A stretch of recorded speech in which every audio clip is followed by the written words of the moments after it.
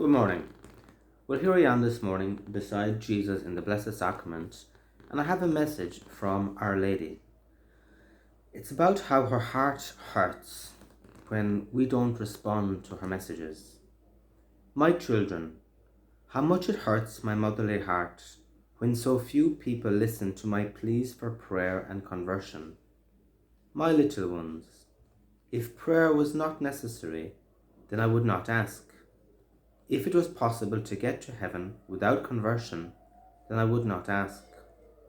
So many treat me like a nagging mother who they dismiss and ignore as if what I was saying and asking was nonsense. My little ones, my heart weeps and cries bitter tears because I am so rejected and ignored. When you pray, my children, you not only help yourselves, you help others also. Similarly, when you don't pray, you not only damage yourselves, but you damage others too. My children, I plead with you to pray. You will have all of eternity for happiness and joy, but your lives on earth must be lives of prayer and sacrifice. Well, what a sincere message is the first thing that hit me when Our Lady was speaking to me. Our Lady, she's just so humble. For Our Lady, first of all, to be pleading with us. Our Lady, who is Queen of Heaven, Queen of the angels, is more holy and higher position in heaven than any of us will ever obtain. And yet here is Our Lady pleading with us, asking us to help her. And if we think about it from that perspective, then we can see how hurt she must be when she's ignored as if she was a fool. As she says herself, ignored as if what I was saying and asking was nonsense. And she's so humble, she says, if prayer was not necessary, then I would not ask. If it was possible to get to heaven without conversion, then I would not ask. In other words, if it was possible for us all to have a great time here on earth, enjoying ourselves and stroll into heaven afterwards, well then Our Lady wouldn't ask us to be praying. She's not out for our bad. And so she's saying to us, you see, that she is not this nagging mother. She says, many of you are treating me as if I was a nagging mother. And what she's saying by that is, what do we associate with a nagging mother? Well, it's someone that won't leave you alone when you want to do what you want to do, isn't it? Whereas a loving mother is very different, because a loving mother knows what's good and knows the right track and is calling her children back to the right track and has a greater plan for happiness. And that's what Our Lady is saying. And so she's saying, my heart weeps and cries bitter tears because I am so rejected and ignored. And again, you see, it takes great humility for Our Lady to say that. If Our Lady was proud, she'd be saying, oh no, I'm fine, I'm in heaven, it doesn't matter. You can all damn yourselves if you like, I'm fine. But she's not saying that. She's saying, no, I am in heaven, I love you all so much, and I cry bitter tears because I am so ignored and rejected. Imagine the tears of Our Lady, how much it must hurt, especially knowing how much she loves us and knowing how much she's trying to help us. And she goes on to say, when you don't pray, you not only damage yourselves, but you damage others too. And when you do pray, you help yourself and you help others. And I suppose this is like, sometimes we see ads for the environment and it says things like, think global, act local.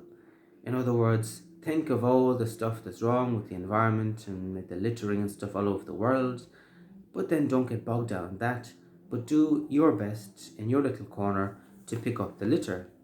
And that's what Our Lady is saying as well.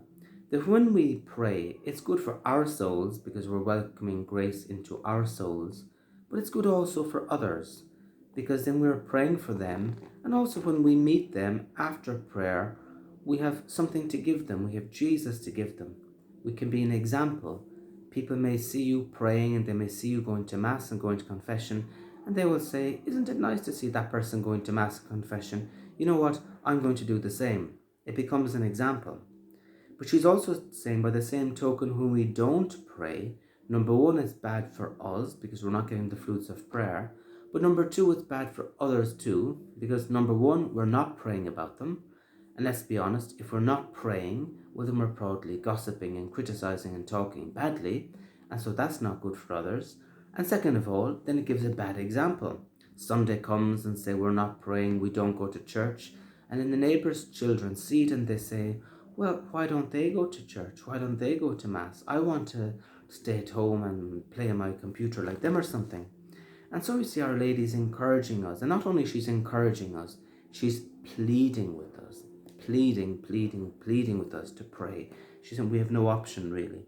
And so I plead with you to pray. And she goes on to say something very simple. You will have all of eternity for happiness and joy, obviously if we get to heaven.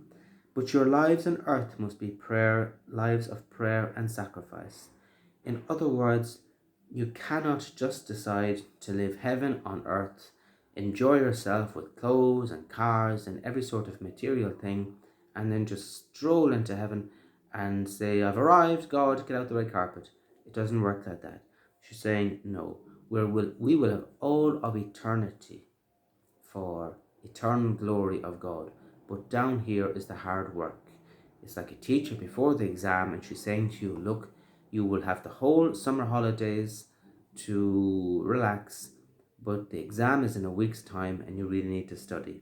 And that's where Our Lady is saying that we will have all of eternity once we get to heaven. Please God, we will have all of eternity to enjoy it. But for now, we must concentrate on number one, getting there ourselves, and number two, in helping to get other people there. So on that note, let's, with Jesus here beside us, let's really try to take this seriously and convey to other people the seriousness of this. We live in a world where spirituality isn't spoken about. Many priests and people nowadays no longer believe in things like purgatory, no longer believe in things like hell. We live in terrible times.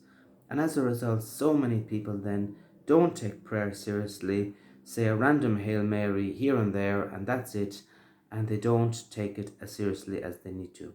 So let us try to, by our example, by our words, by our actions, let us try to educate people, love people, not in a nagging way, but in a loving way, to responsibilize people and to bring people to the joy of really knowing Jesus, and also to the joy of being apostles of love and missionaries of love, and talking about Jesus all over the world, in all of our neighborhood, whatever, but in whatever capacity we are able.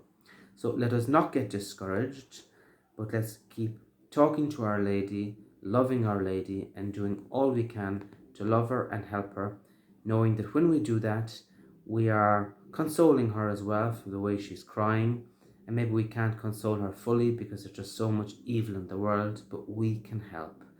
And so let us dedicate our lives as best we can to cooperating with her, loving her, supporting her, and bringing joy and happiness to her heart by bringing other people back to prayer and back to Jesus. Thank you for watching.